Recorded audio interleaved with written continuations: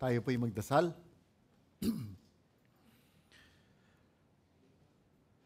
Diyos aming Ama, pinupuri ka namin dahil tunay kayo po ay mahabagin sa amin.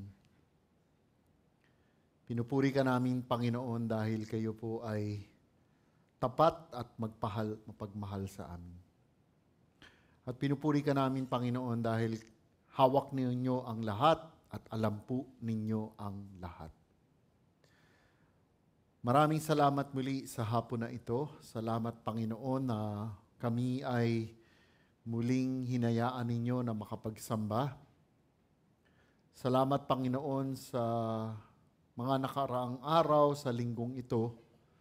Alam namin, Panginoon, kung hindi po sa inyong grasya at awa, hindi nga kami makakaabot sa araw na ito. Kaya't kami ay nagpupuri, kami po ay nagpapasalamat.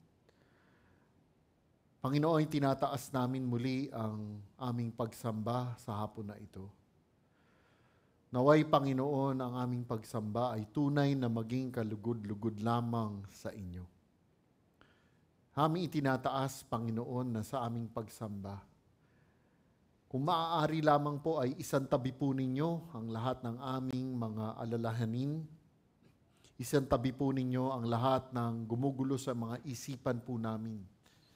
Ito ay mga bagay na maaaring patungkol sa relasyon sa aming pamilya. Maaaring ito ay patungkol sa mga gastusin o mga pangangailangan namin. O maaari din, Panginoon, dahil sa mga pakiramdam o mga karamdaman na dinaraanan po namin itong mga nakaraang araw, linggo, buwan at maging mga taon. At dahil sa mga bagay na ito na gumagambala sa isip namin, nakakalimutan namin ang kapayapaan na ibinigay na po ninyo sa amin. Kaya't kami ay nagmamakaawa, kami ay dumudulog, Panginoon, kung maaari lamang po na isantabi po ninyo ang lahat ng mga bagay ng ito. At nang sa gayon, ang buong tuon at pansin namin ay sa aming pagsamba. Naway, Panginoon, sa aming pagsamba ay makita namin ang lahat ng mga katotohanan na manggagaling lamang sa inyong banal na kasulatan. At nang aming makita ang lahat ng ito, naway, Panginoon, hindi lang ito maiwan sa mga isip namin, ngunit ito ay maisabuhay namin at kung maaari din sa grasa po ninyo, maibahagi po namin sa ibang tao. Naway, Panginoon, na ako'y dinarasal ng aking sarili na ako'y maging tapat lamang sa banal na salita mo. Itago po ninyo ako sa likod ng krus at naway, bigyan niyo po ako ng kalakasan sa loob ng 1 oras at kalahati na ito. Ang lahat ng ito ay dinarasal namin sa ngalan ng inyong anak, Panginoong Jesus. Amen. Magsitayo po tayong lahat. Magpapatuloy po tayo sa ating libro na inumpisahan itong mga nakaraang buwan at linggo. Tayo po ay pipick up kung saan po tayo iniwan ni Brother JC. Sa unang mga taga-Korinto, Kabanata 3, verse 10 up to 17. Bumabasa po ako sa salin ng ang Biblia. Kahit ko naman ang salin na hawak po ninyo sa mga Biblia niyo, maaari po kayo sumunod dito po sa harapan. Unang mga taga-Korinto, Kabanata 3, talata 10 hanggang 17. Ayon sa biyaya ng Diyos na ibinigay sa akin, na tulad sa isang matalinong tagapagtayo, inilagay ko ang pinagsasaligan at iba ang nagtatayo sa ibabaw nito. Dapat ingatan ng bawat tao ang pagtatayo niya sa ibabaw nito. Sapagkat sino man ang hindi makapaglagay ng ibang saligan maliban sa nakalagay na ito'y si Kristo Jesus. Subalit kung ang sino man ay magtatayo sa ibabaw ng saligang ito ng ginto, pilak, mahahalagang bato, kahoy, dayami, pinaggapasan, ang gawa ng bawat isa ay mahahayag sapagkat ang araw ng magbubunyag nito. Sapagkat ito ay mahahayag sa pamamagitan ng apoy at ang apoy ang susubok kung anong uri ng gawain ang ginawa ng bawat isa. Kung ang gawa ng sinumang tao na kanyang itinayo sa ibabaw ay mananatili, siya ay tatanggap ng gantimpala. Kung ang gawa ng sino mang tao ay matupok, siya ay malulugi. Bagamat siya ay maliligtas, ngunit tanging sa pamamagitan ng apoy. Hindi ba ninyo nalalaman na kayo ay templo ng Diyos at ang Espiritu ng Diyos ay naninirahan sa inyo?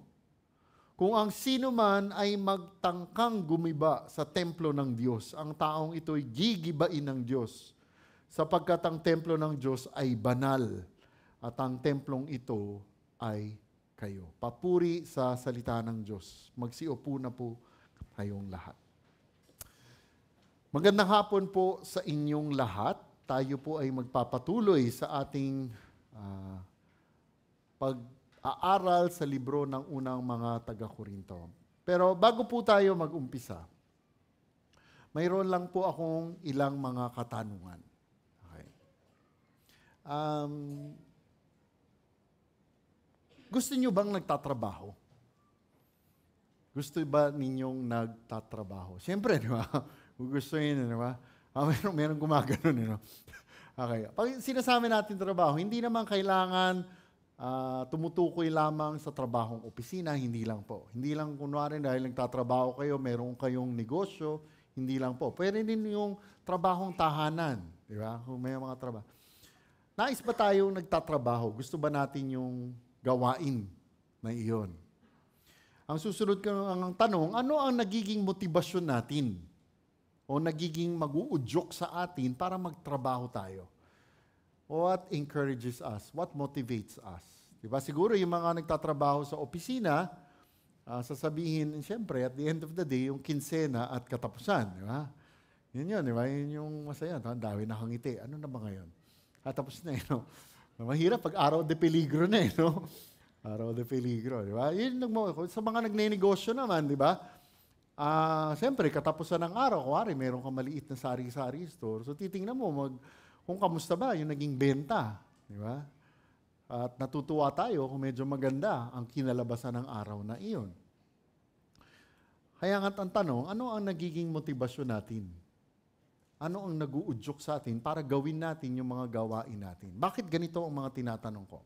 Bago tayo magpatuloy, meron lang akong maiksing kwento. Kinuwento ko rin itong umaga na ito. Noong mga, I think, 2 linggo nang nakaraan, nung gumagawa ako nitong mensahe na ito, habang gumagawa ako sa isang kapihan, kasi sa sobrang init po, sobra talagang init. Mag-iingat po kayo, lagi kayong iinom. Sa sobrang init, siyempre, nag-isa-hanap na lang ako, doon ako gagawa sa kapihan. Kasi, di ba, sa maliit na kape, pwede ka nang umupo ng 6 na oras. Pwede kung gusto mo di ba, buong araw, Yun na rin yung pananghilian mo, yung kape mo, Sa sobrang init, Pero habang gumagawa po ako, medyo nakikipagbuno ako sa Panginoong Diyos. I was wrestling with God, Kasi bakit kamo? Habang gumagawa ako, noong mensahe po na ito, sinabi ko ni kanina umaga to, hindi ho kasi ako ganun kabihasa. Hindi naman bihasa. Kagaling gumawa ng mensahe. Hindi ko kaya yung sa loob lamang ng 1 linggo. Pag gumawa po ako, by God's grace, naabot ako ng mga 2 o 3 linggo. Magagaling sila Pastor George, sila Pastor Pedro. Sila kaya nila yung kahit 1 linggo yata. Ako hindi ho pwede. Kailangan at least 1 or 2 hours a day may gagawin ako. Siyempre, habang ginagawa ko yun, may ibang gawain din ako na hindi naman konektado sa ministeryo. Yung work, di ba? Yung trabaho. Ang problema, ang daming problema sa trabaho, and yet, ito ang pinaka-importante kailangan ginagawa. So, medyo nakikipagbuno ako sa Panginoong Diyos. Sabi ko, Lord, paano gagawin ko? Paano kung babalansihin ang oras ko? Medyo nalulumo ako. So habang nasa gitna ako nung gumagawa, habang nagdarasal, biglang merong isang mama naglalakad papunta kasi malapit sa CR, lumapit sa CR. So biglang tumapat siya na, kilala kita. Kilala ako. Sabi ko na gano'n, sabi ko, kilala kita. Talaga ho, bakit? Paano ho? Baka hindi ho, baka kamukha lang, baka marami akong kamukha sabi ko na gano'n. Sabi niya kasi, tapos lagpas siya. Lumampas na doon sa pader, tapos mamaya umatras, bumalik. Rico, di ba? Rico, naku, patay. May utang ba ako rito? Wala naman, ano? Sabi, Rico, opo. Rico. Preacher ka, di ba? Opo, naku, patay, napaisip ako. May nagawa ba akong kakaiba dito sa makamamaya? Yung testimonya ng buhay ko, hindi ba? Opo, sa Grace Fellowship Church po. Gumanon siya. Tapos sabi niya, Festival Mall. Festival Mall. Opo, ba't ko kayo nagpunta? Naimbitahan siya. So, tinanong ko kung sino yung nagbita, hindi niya na nabanggit. No? So, nakatayo lang siya, tapos nakaupo, tumayo na nga ako. Ganun lang siya, parang talagang nakatingin siya na sa akin, ganun. Preacher. Tapos sinabi niya lang, out of the blue, sabi niya, kasi iba kayo maghati at magturo. Ganun ako. Iba kayo maghati at magturo. Tapos sabi ko, wala na ho kami sa festival, nandun na ho kami sa Madison. So, may papunta ng Alabang Hills, yung tapat ng Catholic Church. Bisita ho kayo. So, ganun lang gumagano. Bisita ho kayo. So, sa kinalaunan, natapos na yung sabi ko lang, kung makabisita ho kayo. Bakit ko ho kinukwento ito? Kasi diba, katulad ng sinabi ko kanina, medyo nakikipagbuno ako sa Panginoong Diyos. No? Parang, daming problema sa trabaho, and yet, sobrang importante ho kasi ng gawain sa kaharian ng Diyos. Sobrang importante ho. No? Hindi ho biro-biro talaga kapag tayo ay nasa gawain. Hindi kailangan na preacher o teacher or Bible. Hindi ho kahit anong bahagi ng simbahan. Basta gawain ng Diyos, sobrang importante at sobrang seryoso. Kasi ang pinag-uusapan natin dito, alam niyo, pang habang buhay na walang hanggan eh. Huwag ho nating mamaliitin ang gawain ng Panginoong Diyos. No? Hindi mo kailangan maging preacher or teacher, kahit ano pa yan. Sobrang importante yan. Sasabihin ko sa inyo, ang gawain sa kaharian ng Diyos ang pinaka-importanteng trabaho at gawain na magkakaroon po tayo. Sana ganoon ang pananaw natin. Bakit natin nasasabi yan? Makikita ho natin yan sa loob ng ating mga talata. Ang pamagat sa hapon na ito, ang tawag sa tapat na pagtatayo. Ang tawag sa tapat na pagtatayo. Hahatiin po natin ng 3 bahagi. Yung unang bahagi, ang pundasyon. Ikalawang bahagi, ang pagtatayo. At ang ikatlong bahagi ay ang pagkondena. Tingnan na po natin yung umpisang bahagi. Ang pundasyon. Okay, bago po tayo magpatuloy dun sa ating mga talata, tayo po ay saglit na magbalik tanaw. Gaya po ng napag-usapan natin dati sa panimula, ang lugar ng Korinto ay isang matao at progresibo na syudad. Ang iglesia na itinayo ni Apostol Pablo sa Korinto ay nahaharap sa napakaraming problemang simbahan. At tulad ng sinabi po natin dati, ang simbahan ng Korinto ay mayroong problema ng dibisyon. Pagka-watak-watak. May dibisyon po sila ayon sa iba't iba nilang mga pinuno. Ang ilan ay nag-aangkin sa katapatan kay Pablo, ang ilan ay nag-aangkin kay Apolos, ang iba kay Cephas o kay Pedro, at ang iba naman ay nagsasabing ang kanilang katapatan ay sa Panginoong Hesukristo, para di ba mas mukhang banal.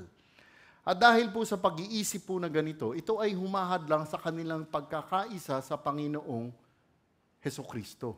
Kaya naman kung titingnan natin mabuti ang sulat na ito, isa sa mga layunin ni Apostol Pablo sa kanyang liham ay upang itama ang kanilang mga maling pananaw sa pamumuno at bigyang diin ang pagiging sentro ng Panginoong Hesukristo sa lahat ng bagay, lalong-lalo na sa ministeryo. At sa bahagi ng sulat po na ito, tayo pong mga Kristiyano ay pinapaalalahanan at inuutusan bilang mga manggagawa sa kaharian kung paano dapat ang gagawin sa ating mga trabaho sa pagtatayo sa kanyang kaharian.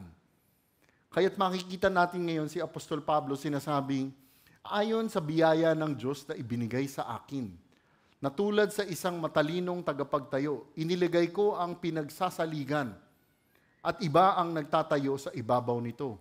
Dapat ingatan ng bawat tao ang pagtatayo niya sa ibabaw nito. Mula sa talata, atin pong makikita si Apostol Pablo na kinikilala ang biyaya ng Diyos na nagbigay daan sa kanya sa kanyang ministeryo. Mga kapatid, mapagkumbabang sinasabi dito ni Apostol Pablo na ang anumang tagumpay sa pagtatayo ng simbahan sa Korinto na ginawa ni Apostol Pablo ay dahil lamang po sa biyaya ng Diyos. All by God's grace. Kaya't ang mga salitang ayon sa biyaya ng Diyos na ibinigay sa akin. Malinaw po kay Apostol Pablo na ang lahat na nangyayari ay hindi dahil sa kanyang sariling galing, hindi po. Ngunit sa pamamagitan lamang ng biyaya ng Diyos na siya po ay nakapaglatag ng matatag na pundasyon. Kaya't dahil po dito, ito po ang dahilan kung bakit sinabi ni Apostol Pablo na ang tungkulin niya ay tulad ng isang matalinong tagapagtayo. Kung titingnan po natin ang salitang ito sa Greko, yung matalinong tagapagtayo, sa English, master builder, sa Greko, arkitekton, kung saan nanggaling yung salita na architect. Okay? Kung titingnan natin ito sa salitang Greko, ang mga salitang ito ay isang terminong may kabigatan. Matindi po ito. Ang salitang Greko po na ito ay ginagamit ng mga sinaunang Griego at Romano upang sumangguni sa isang bihasang arkitekto na may responsibilidad ng pagdidisenyo at pangangasiwa sa pagtatayo ng mga gusali o istruktura. At tiyak, nung ginamit po ito ni Apostol Pablo, ang mga salitang ito po ay sa dahilang pagbibigay diin ni Apostol Pablo sa katotohanan ng kagalingan at karunungan na kinakailangan sa paglalatag yan ng pundasyon ng simbahan ng Korinto. Katulad ng isang dalubhasang tagapagtayo na maingat na pinaplano ang pagtatayo ng isang gusali. Gayon din naman si Apostol Pablo na maingat na inilatag ang pundasyon ng simbahan sa Korinto. Sa pamamagitan ng kanyang tapat na pangangaral at pagtuturo, upang siguraduhin na ang pundasyong inilatag niya ay matatag at matibay. Ang tanong, ano o sino kaya ang pundasyong ito? Malalaman po natin iyan mamaya. Mga kapatid, kung iisipin po natin, nakasisiguro po tayo na noong ginamit ni Apostol Pablo ang paghahalintulad sa matalinong tagapagtayo, yung master builder. Si Apostol Pablo ay nagsasaad din ng isang napakahalagang katotohanan. Ang katotohanan ng responsibilidad at pananagutan ng isang tagapagtayo sa pagtatayo na ito. Dapat po nating maunawaan na ang isang master builder o tagapagtayo ay pinagkatiwalaan ng gawain ng pagtatayo ng isang gusali o istruktura na tatagal sa mga pagsubok ng panahon. Kailangan po ang gusali o istruktura ay matatag at matibay. At dahil po sa katotohanan ito, kinikilala ni Apostol Pablo ang bigat at responsibilidad ng kanyang ministeryo sa Korinto. Kinikilala niya ang responsibilidad sa paglalatag ng pundasyon, nakakayanin ng pundasyon ang anumang mangyayari. Di po ba? Mga gusali na makikita niyo rito, yung mga tahanan na nakikita ho ninyo, sobrang importante nung nagplano niyan, lalo na yung gagawa nung pundasyon niyan. Di ba? Pagka di ba, itong mga nakaraang linggo, di ba, na balitaan natin yung mga titinding lindol. Saan yun? Di ba? Sa Taiwan. Nung makita mo yung matinding lindol na yun, pero nakita ninyo, kahit na medyo tumaob na yung gusali, buo pa rin. Pati yung ilalim. Ang sabi ko nga, ang titindi ng mga nagplano na ito. Kailangan yung mga gumagawa ng mga gusali at istruktura, magagaling. Kasi kailangan, kasi may responsibilidad sila kung anong mangyayari dyan. Gayon din ang sinasabi dito ni Apostol Pablo. Kinikilala niya ang responsibilidad sa paglalatag ng pundasyon. Kaya nga kanyang sinabi, tulad ng isang matalinong tagapagtayo, inilagay ko ang pinagsasaligan. Mga kapatid, yung pinagsasaligan, o ibang salita, pundasyon, alam po ninyo, ang gawain ng kaharian ay sobrang importante at sobrang seryoso. Kasi baka iniisip natin, pagkagawaing simbahan, parang okay lang, basta gawin lang. Hindi ho. Sobrang importante po ito. Bawat bahagi, Hindi mo kailangan maging preacher o teacher o matindi kang singer or prophet. Hindi ho. Bawat bahagi na gawain sa simbahan, sobrang importante po. Pero wag naman papasok sa isipan natin na uy, kasi ganito ako sa simbahan, magaling ako. Alam po niyo, all by God's grace. All by God's grace. Yun ang sinasabi dito ni Apostol Pablo. Kaya nga yung kinukwento ko sa inyo kanina, no? Kasi sabi ko, ang daming kailangang problemang ay sikasuhin sa trabaho, tapos meron pa sa ministeryo. Nung ginawa ni Lord yun na meron kumausap, alam nyo, hindi aksidente po yun. Hindi ho aksidente yun. Kasi nga, di ba? Medyo sinasabi ko kay Lord, Lord, anong gagawin? Paano? Parang I need an encouragement. Alam mo, pagkatapos yun, hindi ko nga kinuwento sa misis ko. Pagkatapos yun, naupo ako, naiyak ako eh. Pero pinatago ko, di ba? Naiyak ako kasi ubos na yung kape ko eh. Niloko lang ako.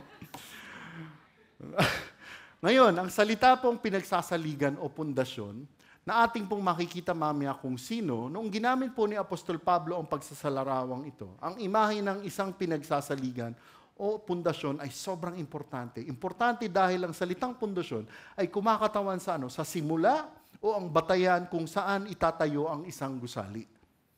Di ba? Pundasyon, tapos doon itatayo. Ang pundasyon po ang nagbibigay ng katatagan, lakas at pagiging permanente ng isang istruktura. And I'm sure marami sa atin na nakakaalam na ang isang pundasyon ay nagbibigay ng kinakailangang suporta para sa isang gusali upang makatayo ng matatag at ang mismong pagsasalarawang pundasyong ito ay napakahalaga para saan?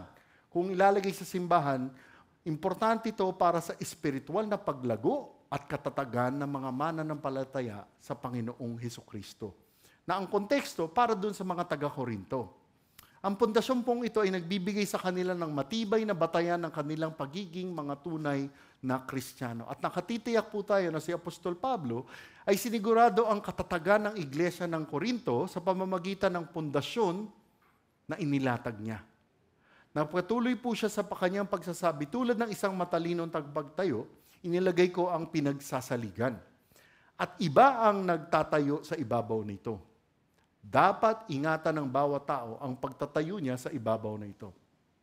Nababasa po natin ngayon mula sa talata ang mga salitang at iba ang nagtatayo sa ibabaw nito. Alam po ninyo, dahil sa nakasulat dito, ito ay nagpapakita na ang gawain ni Apostol Pablo sa paglalatag ng pundasyon, yung paglalatag niya ng pundasyon, ay bahagi lamang ng isang mas matinding, mas malaking proseso ng pagtatayo ng simbahan. Yung ginawa ni Apostle Paul, panimula. Pero meron pang mga sumunod sa kanya. Sinundan po siya ng mga ibang mga Kristiyano upang ipagpatuloy ang pagtatayo sa pundasyon ng kanyang inilatag. May mga iba pa pong mga Kristiyano nagdagdag sa istruktura ng simbahan sa pamamagitan ng kanilang sariling mga gawain. Kaya dahil din po sa sinabi na ito, pinapakita po dito ang isang likas na pagtutulungan sa ministeryo. Pagtutulungan ng mga Kristiyano. Binibigyan din po nito ang kahalagahan ng pagkakaisa ng mga mananampalataya sa pagtatayo ng katawan ng simbahan ng Panginoong Hesukristo. Mga kapatid, nang sinabi ni Apostol Pablo na dapat ingatan ng bawat tao ang pagtatayo niya sa ibabaw nito, tumutukoy po ito sa responsibilidad ng bawat mananampalataya. Sa kanilang sabi nga ni Pastor George sa meeting namin, yung responsibilidad nila dito? Yung ambag. Alam niyo yung salitang ambag? Kontribusyon. Yung ambag sa paglago at pagpapatibay ng simbahan. Ano ang matutunan natin dito? Kung sinasabi natin tayo ay totoong Kristiyano, ang tanong, ano ang ambag natin? Ano ang kontribusyon natin? Pakinggan din po natin ito. Ang pahayag na ito ay maaari ding magpahiwatig na may mga Kristiyano na na itinatayo ang simbahan sa mga paraan ayon sa kanilang sariling mga pag-iisip. Na nakabatay pa rin sa parehong pundasyon na inilatag. Ngunit, tulad na makikita po natin mamaya, bukod sa paraan ng pagtatayo ng Diyos, na magre-resulta sa mga bagay na hindi ganun kaayo-ayo. May mga Kristiyano na, pare-parehong pundasyon, pero iba-ibang diskarte ang pagtatayo nila. Kaya nga po tayong mga Kristiyano, tulad ng sinabi ni Apostol Pablo, dapat po tayo ay maging maingat sa gawain ng kaharian. Careful, sabi nga sa English.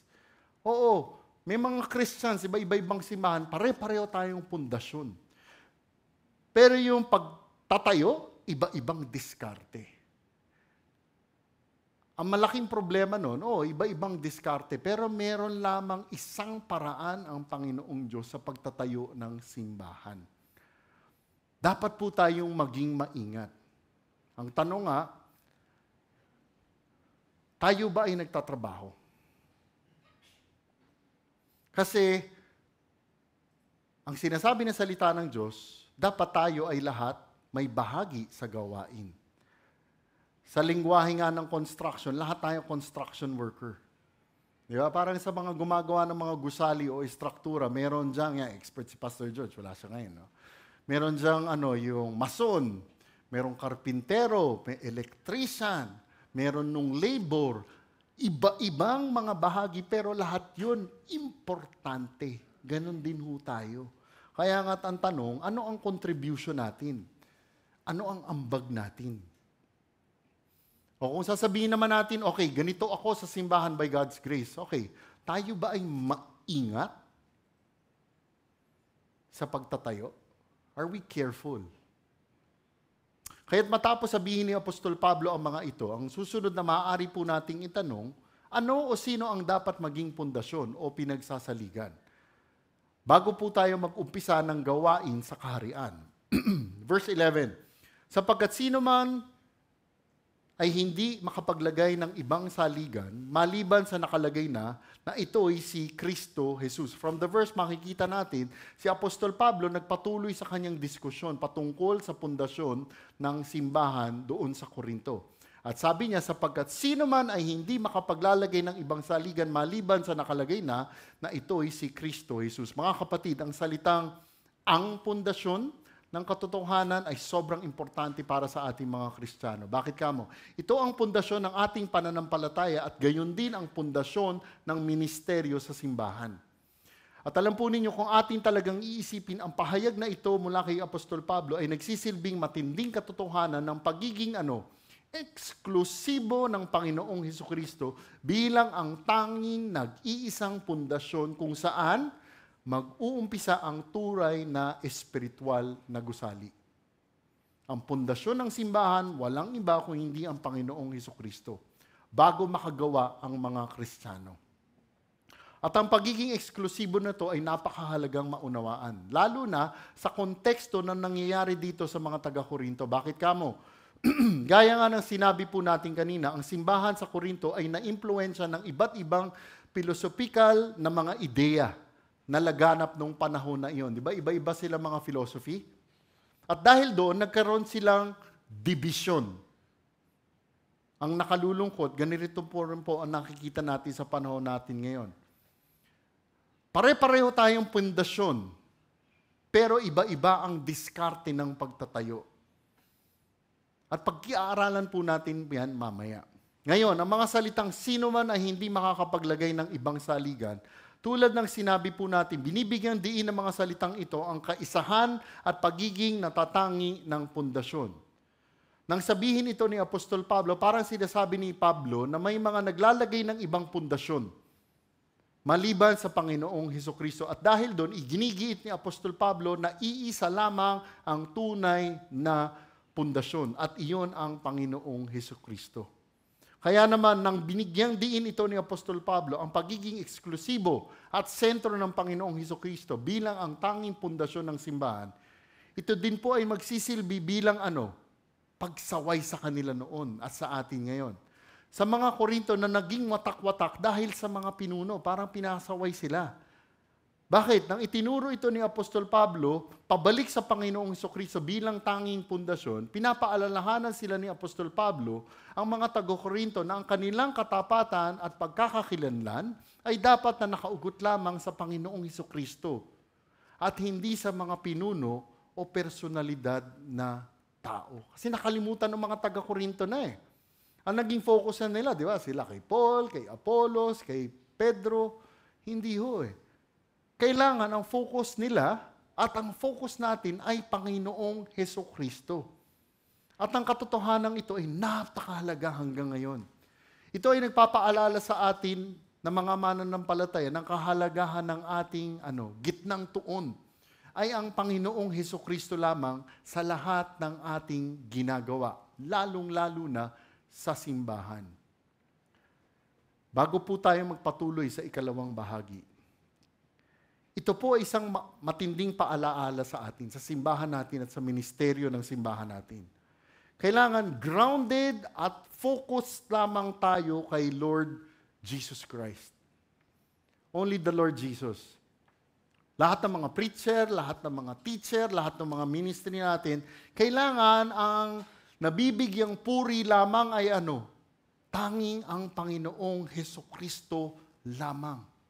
Diba? Para sa amin, dapat hindi kami nagdodraw ng atensyon sa sarili namin.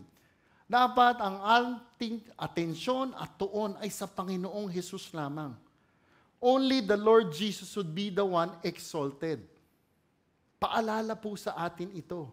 It is all done by God's grace. Ito patanong naman sa atin. Sa paanong paraan tayo nagtatrabaho o gumagawa sa gawain ng kaharian? Are we working in the kingdom or not working in the kingdom?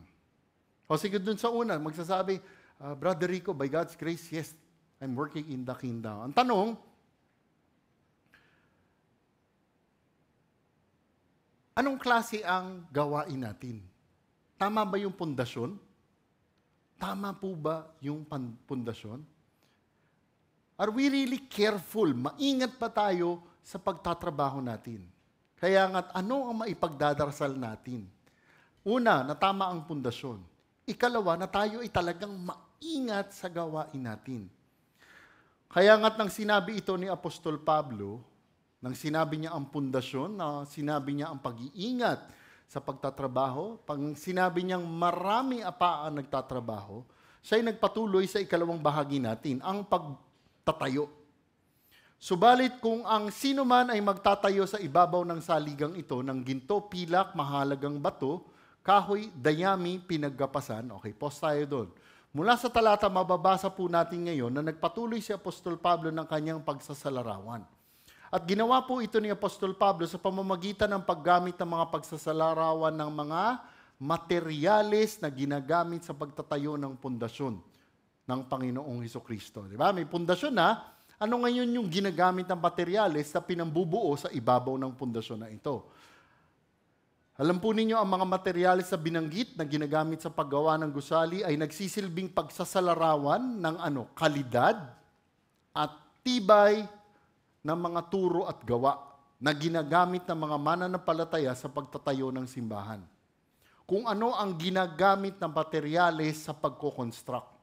Ngayon, ang mga bagay na ginto, pilak at mahalagang bato, tiyak alam naman po natin ito. Ang mga bagay na ito ay mahalaga at may pangmatagalang kalidad. Ang mga paggamit na ito bilang mga materyales sa gusali ay sumisimbolo saan? Sumisimbolo sa tapat na aral at gawain na nag-uugat lamang saan? Sa katotohanan ng Diyos na ipinahayag sa kanyang banal na salita. At nasasabi po natin ito, na sinasabi natin from God's Word ang tinutukoy nito. Dahil nasusulat sa Mateo 24 na sinabi ng Panginoong Hesus na ang langit, ang lupa ay lilipas. Ngunit ang aking mga salita ay hindi lilipas. Ang salita lamang po ng Diyos ang laging mananatili. At hindi lang iyon, ang mga materialis na ito ay ang mga gawain sa kaharian ng Diyos na naglalayon mabigyang puri lamang ang Panginoong Diyos. Ngayon, yun yung gold, silver, at saka precious stone. Sa kabilang dako po naman, mula sa ginto, pilak at mamahaling bato, binigyang diin naman at binanggit ni Apostol Pablo ang kahoy, dayami at pinaggapasan. Tiyak alam din po natin na ang mga materialis na ito ay ang mga bagay na mas mababa ang halaga at napakahina ng kalidad. Na sumisimbolo naman sa mga turo at gawain sa ministeryo na hindi naaayon sa salita ng Diyos, na makababaw at makasarili. At kung iisipin po din natin ito, mas madalas, itong mga uri ng mga turo at gawa na ito, na maaaring mukhang kahanga-hanga sa panlabas, ngunit ang mga turo na ganito ay talagang kulang sa katotohanan at pangmatagalang epekto kumpara sa gamit ng mga mamahaling materyales. Ang nakalulungkot, ito ang hinahanap ng mga tao sa panahon natin ngayon. Ito ang hinahanap ng mga Kristiyano. Mga ministeryo na hindi nakasentro sa Panginoong Hesukristo at salita ng Diyos. Kung hindi saan, not God's word, but man's work and man's word. Kasi ganito ang nangyayari sa mga simbahan. Sasabihin nila, kapag word ni God na, di ba, kung ganito ang preaching na gagamitin natin sa mga simbahan, sabihin, pag ganyan ang preaching, alam mo, boring eh. Walang mag-aatin, mawawala ang mga tao. Kaya anong ginagawa? Nakalulungkot ng mga simbahan. Kailangan nilang dagdagan, kailangan nilang tulungan. Ang nakalulungkot, pag dinagdagan na nila, naiiba na. Sadly, many churches are not centered on God's word, but on man's word and man's works. Napakaraming mga Kristiyano ang napupunta sa mga simbahan, hindi dahil sa salita ng Diyos, pero dahil dun sa mga gusto nilang marinig nila. Di ba? Kundi, katulad sa music, by God's grace, alam po ninyo, hindi ko alam kung napansin ninyo, di ba? Yung sa ating mga manganganta, yung mga prompter, yung ginagawa nila Sister Tiffany at lahat ng mga prompters po natin, sa salita pa lamang, makikita mo na yung tamang katotohanan. Sana pag kumakanta tayo, hindi lang tayo basta kumakanta. Sana kumakanta kayo, Kaya ako, nilalakasan ko kanta ko. Sinasabi lang ng Sister Tiffany, hinaan mo na unti. sorry. Di ba? Kasi dun pa lang mga salita, makikita mo na ang katotohanan eh. Dun pa lang, kasi hinahanda na niyan yung puso natin. Nag-uumpisa yung pagsamba, hindi lang dun sa preaching, hindi, pati sa Kaya malungkot, yung iba ayaw nung ganyang kanta. Sinabi ko nga kanina umaga, hindi sila natawa. Alam niyo yung 7-Eleven? Hindi niyo alam, no? So, 7-Eleven. Maraming mga kanta, 7-Eleven. Ano yung 7-Eleven? 7 salita, 11 beses inuulit. No, so, hindi niyo rin alam, no? Yun ang nakakalungkot eh. Mga kapatid, kailangan bawat bahagi ng simbahan, yung ministeryo, ang focus, si Lord lamang at ang salita niya. Di ba? Pagdating naman, meron tayong makikita sa mga youth services. Di ba? Pag tinignan nyo yung youth services ng ibang mga simbahan, nakakalungkot. Di ba? Pag pinagtapat mo yung youth services sa simbahan nila at yung mga nangyayari doon sa mga gimikan, katulad sa Bonifacio, walang pagkakaiba. Bakit kamo? Kasi yun ang gusto na sinasabi nila ng mga kabataan. Kaya binabagay nila doon. Ang malungkot, hindi yun ang gusto ni Lord. Hindi yun ang materyales ng pagtatayo ng simbahan. Ano may pinaka-importante? Yung nasa pulpito. Pati yung mga tinuturo sa Bible study po natin. Bakit nga mo? Yung mga tinuturo na yan, importante, kailangan tapat sa salita ng Diyos. Yung iba ayaw nung ganun eh. Kasi bakit? Sasabihin na, makakatulog yung buong kongregasyon. Mawawala sila lahat. Hindi ho ganun ang pamamaraan ng Panginoong Diyos. At makikita natin mamaya ano ang epekto niyan at ano ang resulta niyan. Mga kapatid, ang paggamit ni Apostol Pablo sa pagsasalarawang ito ay nagsisilbi para sa ating bilang paalala at tila din isang babala patungkol sa kalidad ng ating mga gawain sa kaharian ng Diyos. At ang Apostol Pablo sa bahaging ito ng kanyang sulat ay binibigyang diin ang kahalagahan ng pagtatayo gamit ang mga materyales na may halaga at matibay. Kaya nga, ang tanong natin sa sarili, kamusta po tayo rito? Kamusta po tayo dito? Kung sinasabi nating may contribution tayo, may ambag tayo, ang tanong, anong materyales kaya ang gamit natin? Anong materyales ang gamit natin? Anong klase? Verse 13, ang gawa ng bawat isa ay mahahayag sapagkat ang araw ang magbubunyag nito. Sapagkat ito ay mahahayag sa pamamagitan ng apoy at ang apoy ang susubok kung anong uri ng gawain ang ginawa ng bawat isa. Mula sa talata, makikita natin, binibigay ni Apostol Pablo yung detalye ng sinasabi niya. Patungkol sa sobrang importanteng katotohanan sa gawain sa kaharian. Ano sinabi niya? Ang gawa ng bawat isa ay mahahayag sapagkat ang araw ang magbubunyag nito. Mga kapatid, sa salitang ito, ating makikita si Apostol Pablo na nagpatuloy sa pamamagitan ng pagbibigay diin sa kalidad ng gawain ng bawat Kristiyano sa pagtatayo ng simbahan. Ang gawa ng bawat tao, inakalagay, ang gawa ng bawat tao na sa kalaunan ay mabubunyag at masusubok. Kung titingnan natin yung salitang araw, pansinin niyo may araw, di ba? Ang araw, ito po ay tumutukoy sa araw ng paghuhukom. At ang araw ng paghuhukom na ito ay hindi, pakinggan niyo to hindi tumutukoy sa araw ng paghuhukom o paghahatol ng kaparusahan. Okay? Yung day na to is not talking about judgment day ng condemnation, hindi po.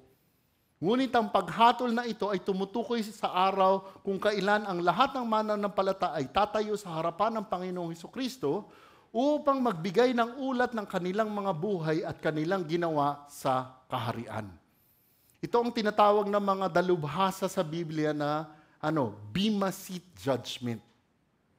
Bema Seat. Pag tinignan nyo makikita nyo sa 2 Korinto 5 yan. Hopefully, makukuha natin in the future yung passage na yun. Bema Seat Judgment. Ano yung Bema Seat Judgment? Sa araw na ito, ang paghuhusga sa mga Kristiyano, yung judgment, hindi para sa kaparusahan. Para saan? Mamaya, makikita natin para saan yun. Darating yung araw. Lahat tayo, kung sinasabi natin true Christian tayo, we will face God and we will give account of what we did dito sa mundo na ito. Para saan? Mamaya. Sa araw na ito ang araw na mahahayag ng tunay na katangian at kalidad ng mga gawain nating mga Kristiyano. Paano? Daraan sa paghahatol ng Diyos. Anong paghahatol? Kapag tinignan natin, makikita natin yung imahe ng apoy. Ang salitang apoy ay sumisimbolo sa pagsusubok at pagdadalisay o pagpupurify ng mga gawain ng isang Kristiyano sa pamamagitan ng paghatol ng Diyos. Kung paanong dinadalisay at pinupurify ng apoy ang mahahalagang bakal, gayon din ang paghatol ng Diyos ng pagpapadalisay sa mga gawa ng mga mananampalataya. Hindi ko alam dito kung meron dito yung bihasa, yung tawag sa mga ganun, may tawag sa Tagalog, yung mga gumagawa sa ginto, yung mga hikaw, kwintas, may tawag sa Tagalog dun Alahero, hindi, may mas tawag pa nun Anyway, kung ano man yun, alam niyo yun, para i-purify at dalisayin yung ginto o pilak, kailangan idaan sa apoy. Kasi pag dinaan mo sa apoy, natutunaw yun, nahihiwalay yung mga hindi ginto, yung mga hindi pilak. Dahil sa apoy. Ganon ang pagsasalarawan na ginamit dito ni Apostol Pablo. Daraan yung ating mga gawain sa apoy ng paghahatol ng Panginoong Diyos. At pag dumaan yung ating mga gawain, ang hindi nakaugat sa katotohanan ng kanyang salita at mga gawain na hindi naglayon bigyang kapurihan ng Panginoong Diyos, ano ang mga sasabi? Ito ang mga materialis katulad ng kahoy, dayami at pinagapasan. At ano ang mangyayari dyan? Pag dinaan nyo yung kahoy, dayami at pinagapasan, di ba masusunog? Walang matitira. Ngayon, ang paggamit ng terminong gawain ng bawat tao, ito po ay nagbibigay diin sa individual na paghatol o pagsusuri. Individual. Yung pagsusuri na ito. Mga kapatid, ang mga mananampalataya ay bahagi ng katawan ni Kristo. Ngunit ang bawat isa po ay daraan sa paghatol batay sa kanilang sariling mga gawa sa kaharian ng Diyos. Para saan? Unti na lang, makikita na po natin. At dahil din po dito, binibigyan din ito ang personal na responsibilidad nating mga Kristiyano sa ating paglilingkod sa Diyos at sa Kanyang simbahan. At ang kalidad ng gawain ng bawat Kristiyano ay makikita sa araw na iyon. Sabi nga ng mga dalubhasa sa Biblia, makikita ito ng lahat. Verse 14, kung ang gawa ng sinumang tao ay kanyang itinayo sa ibabaw ay mananatili, siya ay tatanggap ng gantimpala. Mula sa talata, makikita natin si Apostol Pablo sa kanyang diskusyon patungkol sa paghahatol. Kung ang gawa ng sinumang tao na kanyang itinayo sa ibabaw ay mananatili, siya ay tatanggap ng gantimpala. Ating nabasa sa talata si Apostol Pablo na nakatuon sa resulta ng pagsubok at pagsusuri ng mga gawa ng mga mananampalataya sa pamamagitan ng apoy. At ang mga gawa na mananatili sa pagsubok ng apoy na tumutukoy saan? Sa mga turo at gawain na may pangmatagalang halaga na nagbibigay puri lamang sa Panginoong Diyos. Sinasabi ni Apostol Pablo, ano magiging resulta? Isang gantimpala para sa mananampalataya. Kaya nga nakasulat, siya ay tatanggap ng gantimpala. Ito yung resulta ng judgment, nung paghahatol, gantimpala. Kaya nga't mga kapatid, habang tayo mga mananampalataya ay naligtas sa pamamagitan lamang ng biyaya sa ating pananampalataya sa Panginoong Hesukristo, ang ating mga gawa ay sasailalim pa rin sa pagsusuri at paghahatol. Gayunpaman, ang paghahatol na ito ay hindi hatol ng pagpaparusa, ngunit hatol ng pagsubok at pagsusuri para sa gantimpala. Pansinin niyo yung mga salitang ang gawa ng sinumang tao na kanyang itinayo. Binibigyang diin ng mga salitang ito ang personal ng pagbibigay ng gantimpala. We will be given personally the reward. Ang bawat mananampalataya ay tatanggap ng gantimpala batay sa kanilang sariling mga gawa at kontribusyon sa simbahan. Binibigyan diin po nito ang individual na responsibilidad na mayroon tayong mga mananampalataya sa ating paglilingkod sa Diyos at sa kanyang kaharian. Ang gantimpala ay hindi batay sa paghahambing sa iba po. Hindi yung kung pagkukumparahin tayo, hindi po. Kundi sa kalidad at katapatan ng ating mga gawa. That is why, yung katotohanan ng gantimpala, this should serve for us, Christians, an encouragement, pagpapalakas loob. Encouragement for us to really persevere. Kailangan maging, ito yung magtutulak sa atin, ito yung isa pang mag-uudyok sa atin. Yung pangako ng gantimpala, kakaiba po ito. Hindi lang bastang gawain, kailangan yung gawain natin yung tapat sa Panginoong Diyos. We have to continue to build with the what? Proper building materials. Ginto, pilak, at mahahalagang bato. Yun ang mga dapat na ginagawa natin. Ang tanong, tingnan niyo ako, excited ba tayo dito? Ano ibig sabihin excited?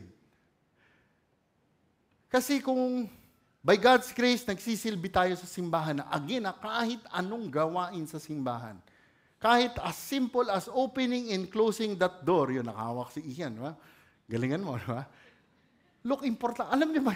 Kasi minsan, baka mamaya hindi natin pinapansin nyo. Alam mo, sobrang nahihiya nga ako pag binubuksan pa ako ng bito. Huwag na nabuksan. Pagbukas mo, magsispray pa ng alcohol, di ba?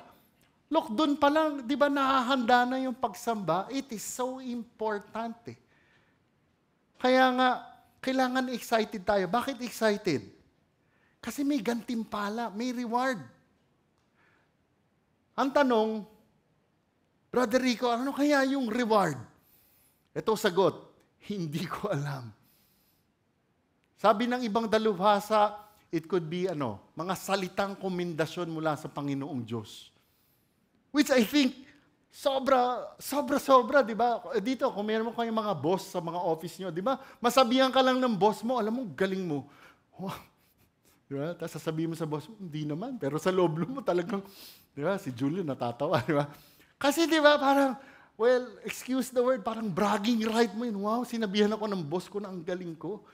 Isipin mo kung itong mangyayari, kung verbal commendation na sinabi ni Lord ito, for eternity, bit-bit natin yun by God's grace, di ba? Wow! Pero, hindi ko alam kung ano talaga ang reward. But for sure, itong nakasisiguro tayo, ang gantimpala na ito, in the perfect state, perfecto na ang lahat, sobrang kakaiba. Would you agree? Hindi natin ito maaarok, hindi natin ito maiintindihan. Kaya nga mga kapatid, ano lesson sa atin dito? Para sa akin, ito lagi ko sinasabi. Pangalawang beses na ito sa araw na to.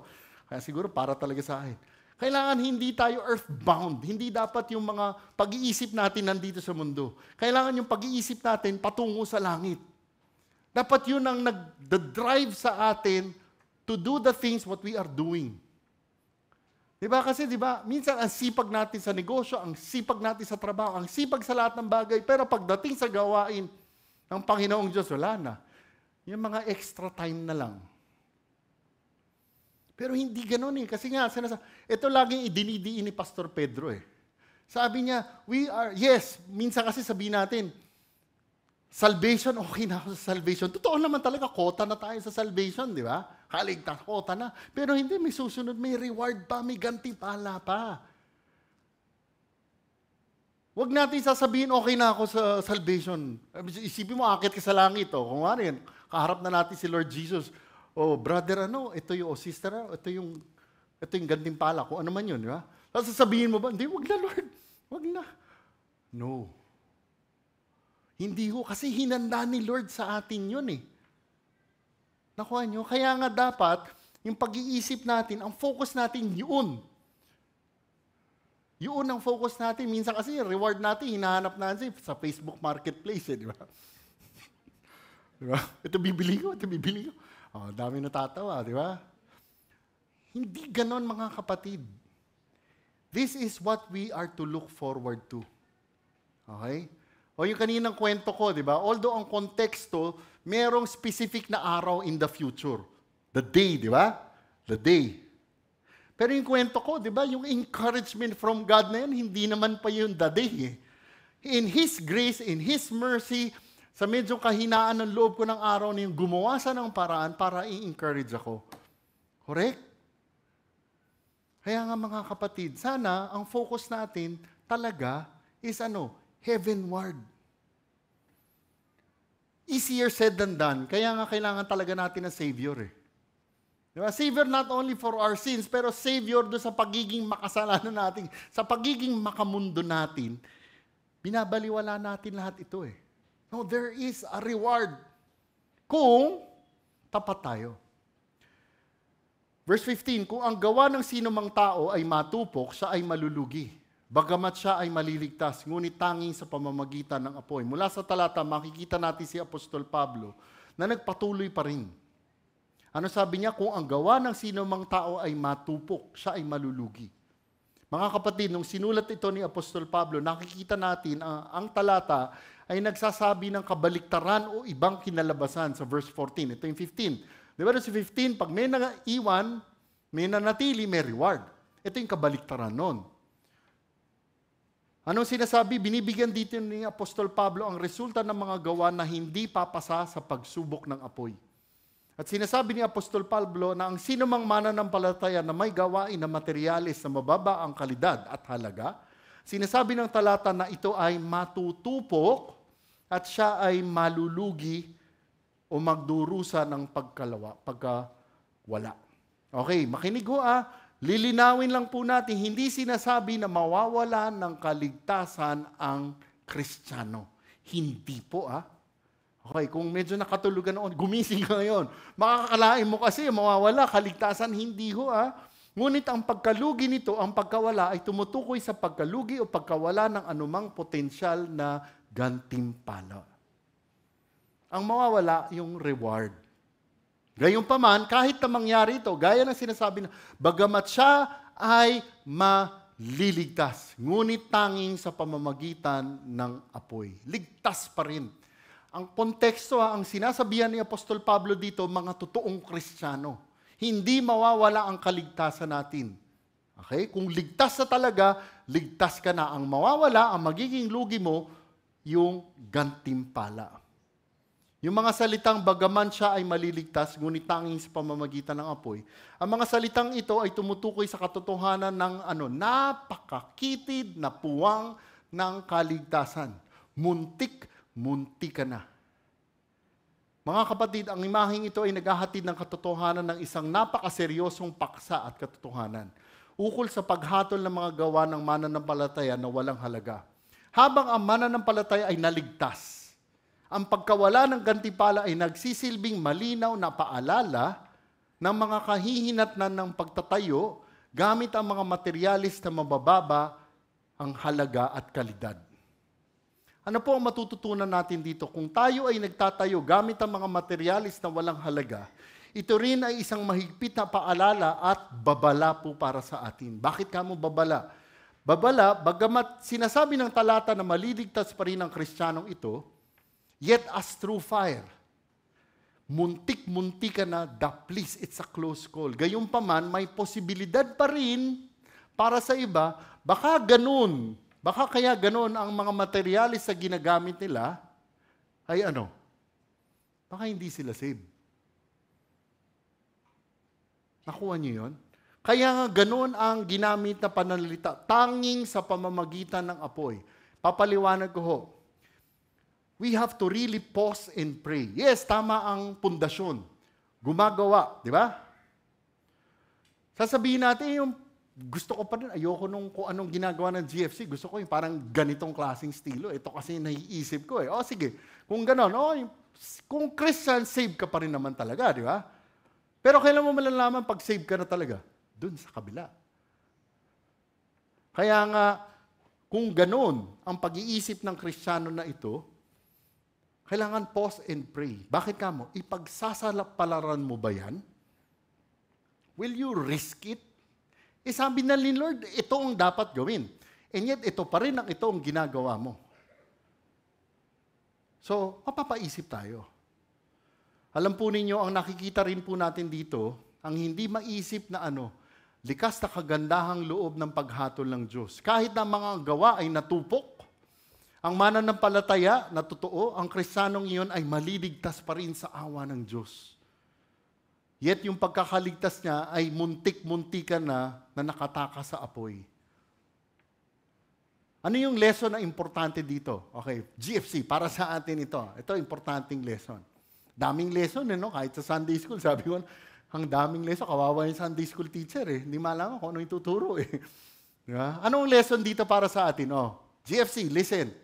Huwag tayong manghusga kaagad ng iba na may gawa sa kahoy, dayami, at panggapas. We are not to judge others. Kasi sabihin natin, kami GFC, tamo yan, wood, hay, and straw ang ministry nila. Wow. Sasabihin pa ng mga di ba? Hindi siguro mga Christian yan. Don't. Okay? Hindi tayo dapat maghusga. Bakit? Si Lord lamang ang maghuhusga sa katapusan. Kasi na mahirap di ba? Sabihin natin, by God's grace, ito ministry, ganito yung pagturo, ganito yung mga kanta, ganito yung youth natin. Sabihin, tamo yung mga gano'n. Hindi ho. We don't know. Pwedeng wood, hay, and straw, yung kanilang mga ministeryo, pero accountable sila kay Lord. Accountable sila Lord. Katlong bahagi ang pagkondena. Hindi ba ninyo nalalaman na kayo ay templo ng Diyos at ang Espiritu ng Diyos ay naninirahan sa inyo? Mga kapatid, mula sa verse 16 at mamaya sa verse 17, nababasa po natin ngayon ng isang matinding babala. Isang babala sa mga susubok na manghimasok o sirain ang pagtatayo ng simbahan na itinatag sa pundasyon ng Panginoong Hesukristo. Nung pinag-aaralan po ito, nag-iisip po ako, bakit ganito bigla yung sinasabi ni Apostol Pablo? Parang hindi tugma. Si Pastor Pedro, Pedro yung naghahati, wala naman siya, Si Pastor Pedro yung naghahati madalas ng mga ituturo. Sabi ko, alanganin yata yung hati dito ni Pastor Pedro. Kasi sinasabi ko, from building materials, rewards, biglang pinasok yung temple of God, tsaka tayo. Sabi ko, parang alanganin na. With much prayer and by God's grace, naintindihan ko kung bakit pala ganun. Kaya tama yung ginawa ni Pastor Pedro. Talagang Holy Spirit-driven si Pastor Pedro. Okay lang. Mula sa verse 16, mababasa po natin na inilipat ni Apostol Pablo ang kanyang tuon mula sa pagsasalarawan ng pagtatayo, di ba, yung building illustration, patungo sa pagsasalarawan ng templo ng Diyos. Alam po ninyo, mula sa talata, makikita po natin ang katotohanan tungkol sa halaga at kahalagahan ng mga mananampalataya bilang mga individual at bilang isang katawan. Yung value natin. At nasasabi po natin ito dahil sinasabi nababasa po natin mula sa talata ang larawan ng templo ng Diyos. Templo ng Diyos. Mga kapatid, nung sinabi po ni Apostol Pablo ang salitang templo ng Diyos, sigurado kung madidinig ito ng mga Hudyo, ang nasa isip agad ng mga Hudyo ay ang katotohanan ng isang banal at sagradong tahanan para sa Diyos. Yung templo ng Diyos na itinuturing na tahanan ng Diyos noon dito sa mundo. At nung ginamit ito ni Apostol Pablo dito, nakikita po natin ngayon ang katotohanan at pagsasalarawan ng templo na inilapat at inilipat sa ating mga mananampalataya. Tayo na yung temple of God. Nababasa rin po natin ang mga salitang ang Espiritu ng Diyos ay naninirahan sa inyo. Binibigyan din po nito ang katotohanan ng nananahan na presensya ng banal na Espiritu sa loob po natin. Dahil tayo po na ang templo ng Diyos. Sa atin po na naninirahan at nananahan ang Espiritu ng Diyos dito sa mundo. At katulad nga ng sinabi ni Apostol Pablo sa Efeso 1, ano yung sabi niya sa Ephesians 1, ang presensya ng banal na Espiritu sa loob ng mga mananampalataya ay nagsisilbing tatak at garantiya ng ating kaligtasan. Alam niyo yan sa Ephesians 1, ang Holy Spirit is the guarantee na totoong ligtas tayo. At dahil po doon, sa pamamagitan ng biyaya ng Diyos ay nagbibigay daan sa atin na tayo rin ay mamuhay ng isang buhay na kalugod-lugod sa Diyos. At alam po ninyo, nang itanong ni Apostol Pablo, ang sinabi niyang, hindi mo ba alam? Ito ay maaari ding nagpahiwatig at nagmumungkahi na ang mga taga-Korinto ay maaaring nakalimutan ang katotohanan na ito. Kaya nga nang sabihin ito ni Apostol Pablo, parang sinasabi ni Pablo sa mga Kristiyano na taga-Korinto noon at gayon din sa mga Kristiyano ngayon, na dapat lagi natin itong isaalang-alang at tandaan. Huwag natin itong kakalimutan.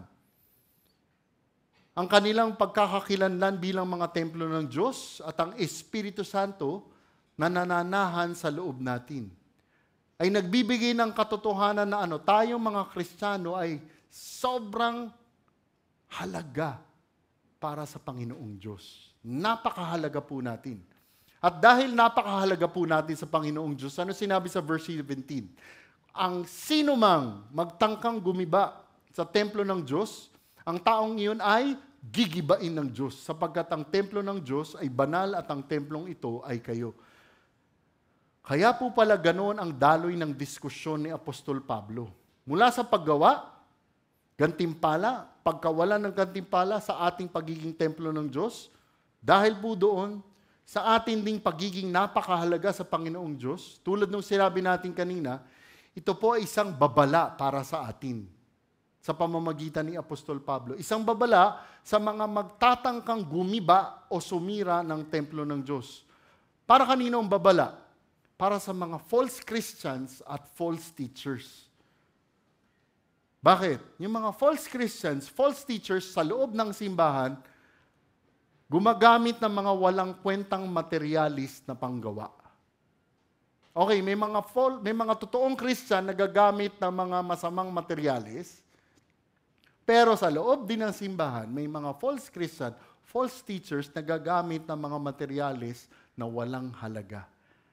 At mula sa talata, mababasa po natin kay Apostol Pablo ang pagpabago ng tono. Ano yung ginawa niyang tono? Yung tono ngayon nito ay posibleng sobrang dahil wina-warn niya na yung mga Christians at Christians ngayon. Ano sinulat niya? Ang sino mang magtatangpang gumiba sa templo ng Diyos, ang taong yun ay gigibain ng Diyos. Sapagkat ang templo ng Diyos ay banal at ang templong ito ay kayo. Mula sa talata, makikita natin yung babala sa mga gigiba na magbibigay diin sa kabigatan ng naturang gawain, na magdudulot ng paghatol mismo sa Panginoong Diyos sa mga taong gagawa nito.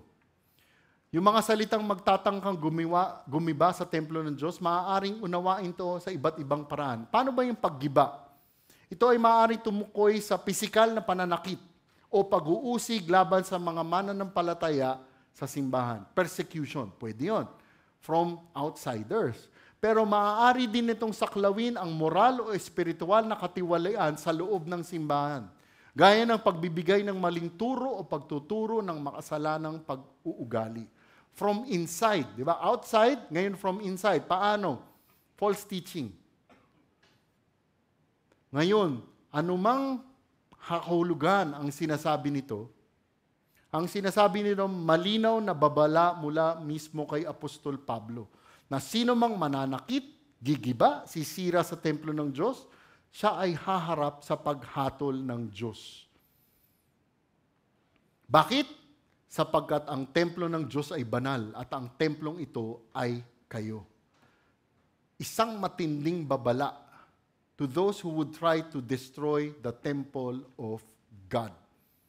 No wonder dinetalye sa passage na to yung mga iba-ibang klaseng gawain na gagawin sa loob ng kaharian ng Diyos. Valuable and no value. Kahit may mga totoong Kristiyano sa loob ng simbahan na gumagamit ng mga mahihinang materyales, tayo ay kailangan maging mga ingat. Kasi bakit? May mga false teachers at false Christians. Pero wag tayo matakot. Bakit kamo? Ano sabi dito? God protects His own. God protects His own. Kaya nga't mga kapatid, yung tawag sa atin ng tapat na pagtatayo, kailangan talagang pagdilay-nilayan natin. Okay, if we say that we are true Christians, di ba kanina, kung ano man ang nagda-drive sa atin mag-work, whether business, sa bahay, o sa trabaho, dapat ganun din tayo sa kaharian ng Diyos. Kung nagmo-motivate sa atin doon is yung compensation natin, yung mga rewards natin, yung reward ni God, yung gantimpala sa atin ng Panginoong Diyos, nothing compared sa mga nakukuha natin po dito. Tayo po ay maglaan ng 1 o 2 minuto para pagnilay-nilayan ang lahat ng katotohanan. Tayo po ay magdasal. Diyos aming Ama, pinupuri ka namin dahil sa inyong katapatan sa amin. Maraming salamat muli sa hapon na ito. Salamat Panginoon sa pagkakataon na kami ay makapagsamba. Aming idinarasal Panginoon na ang lahat ng katotohanan na natutunan at nakita namin, naway ito ay hindi lamang malamalagi sa mga isipan namin. Ngunit ito ay makita sa mga buhay namin at sa inyong grasya at awa, maibahagi namin sa iba. Kaya mga kapatid kong minamahal, kayo'y maging matatag. Hindi nakikilos na laging sagana sa gawa ng Panginoon. Yamang nalalaman ninyo na hindi walang kabuluhan ang inyong gawa sa Panginoon. At ang lahat ng ito ay dinarasal namin sa ngalan ng inyong anak, Panginoong Jesus. Amen. God bless po sa inyong lahat.